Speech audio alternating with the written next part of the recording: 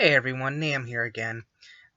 Just as I just started doing this journey of, you know, giving my life's examples of my mental health issues. I mean, I know I've been that's gonna leave me open to a lot of,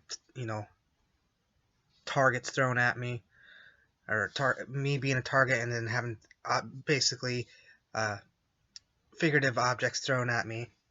And I already had that issue on my first video regarding my social anxiety, and that's to be expected. But see, I can't let that bring me down, because that's the things though that I'm talking about when regarding social anxiety. Sometimes I'm afraid to talk to people because of you know being judged like that. But you got to keep moving forward, and that's kind of why I want to continue doing these videos, to not only help myself but to help others too. Like you're not alone. And one of my other mental health issues. Um, like I had this started around the end of 2004, beginning of 2005. So it's been going on over for a decade now. One night I suddenly just couldn't sleep. I just noticed the time. It was 10 o'clock, then 11 o'clock, 12 o'clock. I noticed, what's wrong? Why am I not sleeping tonight? So I didn't go to school the next day. I didn't do anything else, any type of normal activities that I would do, like go to the gym like I would after school.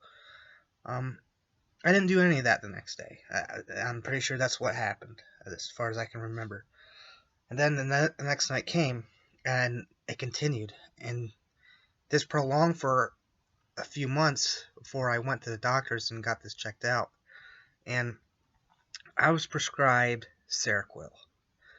Now, this is how much I take. I take 200 milligrams a night.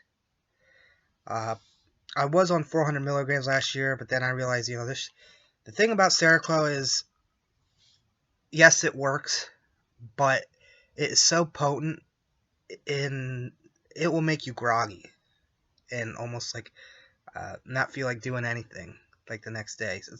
So what I want to get about with Seroquel is just my experience with it, and uh, the pros and cons, I believe, are with it, and how I am with it today. So my experience with it, I first started at a small dose. It was like 25 milligrams. It worked for a couple days, but then I suddenly couldn't sleep again, so they had to up the dose again. And this happened through till like around the summertime, until I started getting a dose that was probably that worked throughout the night, and I probably took 100 milligrams, up to 100 milligrams. And this continued throughout, the rest of my high school years, the remainder of my high school years, and into my later adulthood. Um, Seroquel is primarily used for schizophrenia, which I do not have, thankfully. It's also used for bipolar disorder and like manic depressive episodes.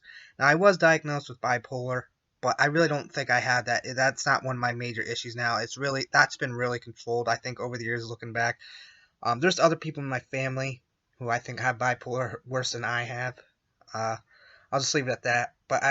But my depressive episodes, they come and they can really hit strong. So that's the thing that's good about Seroquel, is it also acts as, it's to fight and combat that issue as well. Um, Now the pros and cons, like I said, like the pros of it does work. Especially if you get on the right therapeutic level. Um, uh, and it does help with any other issues that you do have. Now, the cons, obviously, um, one is um, the like I said, the grogginess you feel from it. If you're gonna take it, you're gonna want to probably take it earlier in the evening, so that way, you fall asleep and you don't wake up as groggy, and it doesn't, you're not as affected as much. So if I were you, my suggestion would be like no later than 7 o'clock to take this. Um, Depending on what your work schedule or your life schedule is like, uh, try to find a reasonable time to take it. Seroquel also Um, I couldn't find any research on it when I was researching it. Couldn't find anything really such as dependency, but I feel like I become dependent on it in order to sleep because I have tried every now and then say, let's see if I can, because like I said, I was on 400 milligrams last year, and then I cut that down to 200 because, like I said, it was just too much, and I was like, and I still got the same result. I was still able to sleep, so I was like, let's cut that down to 100. But then I couldn't sleep one on 100, so I went back to 200. And it's now I never and the thing is, you should never self-medicate. You should always talk to your doctors first. So let me get that out of the way as well. Talk to your doctors before anything. Don't take advice from me. This is just me talking about my experience with it. Um, and like the dependency, it makes me. It also, Seroquel can help with anxiety. Um, the dependency also worries me because I just worry about because my insurance. If like, what if one day if I'm not able to afford it, I need it to sleep.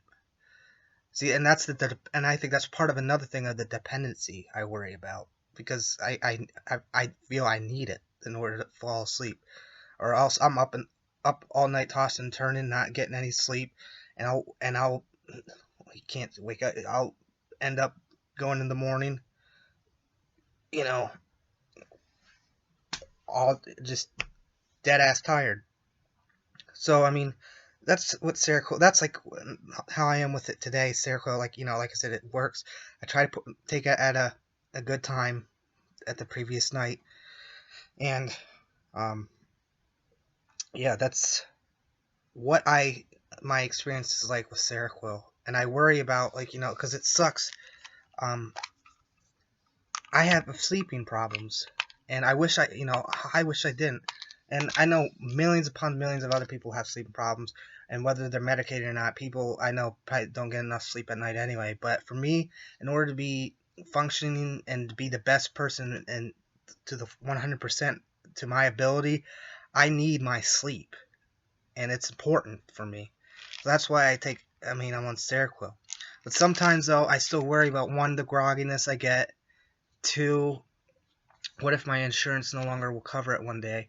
What would be other alternatives? So that's me trying to reach out, uh, to the mental health community here. So, uh, feel free to let me know your thoughts if you've taken Seroquel, what your experience with it, whether you like it, whether you don't, and what other alternatives might be out there that might be just as effective, but won't leave you as groggy. I mean, I'm open to all ears and suggestions, and then talking to my doctor about it. So, and I know again, I'm painting a target on myself by doing this, but I'm hopefully doing this to help myself and others as well.